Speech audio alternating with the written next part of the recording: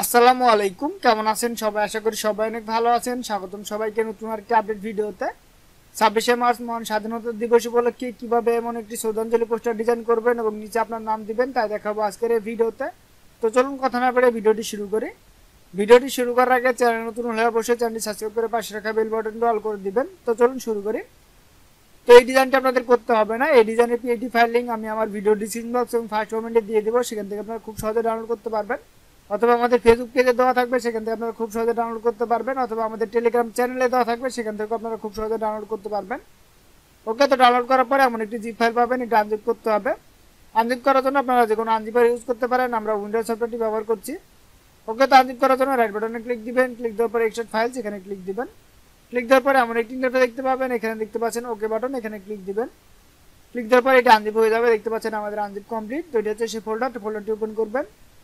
Open করার পরে এমন একটি ইন্টারফেস দেখতে পাবেন, এখানে দেখতে পাচ্ছেন 26শে মার্চ পোস্টার ডিজাইন নামে একটি পিএটি ফাইল আছে, এখানে ডবল ক্লিক দিবেন অথবা রাইট বাটনে ক্লিক দেওয়ার পরে ওপেন বাটনে ক্লিক দিবেন।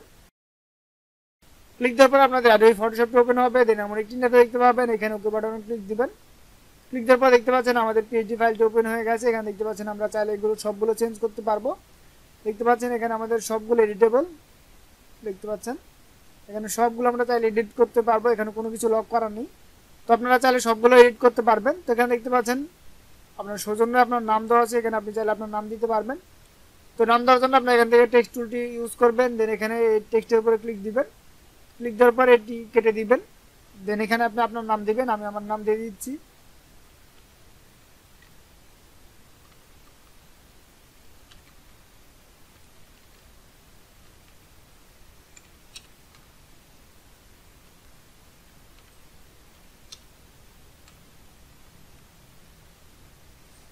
ওকে, দেন এখানে আপনি আপনার পদবি দিয়ে দিবেন, অর্থাৎ আপনি সংগঠনে যে পদে আছেন, ধরুন আমি সভাপতি দিয়ে দিচ্ছি। আপনারা যে যে পদে আছে সে পদটি এখানে দিয়ে দিবেন। দেন এটি একটু বড় করবেন। ওকে, দেন একটু নিচের দিকে নামাবেন, আমরা একটু ছোট করি। ওকে, তো আপনারা এভাবে দিতে পারেন। দেওয়ার পর আপনারা সেভ করবেন। সেভ করার জন্য এখানে ফাইলে যাবেন, যাওয়ার পরে দেখতে পাচ্ছেন সেভ অ্যাজ, এখানে ক্লিক দিবেন। ক্লিক দেওয়ার পর আপনারা যেখানে সেভ করতে চান সেখানে চলে যাবেন। ধরুন আমরা ডেস্কটপে সেভ করতে চাই।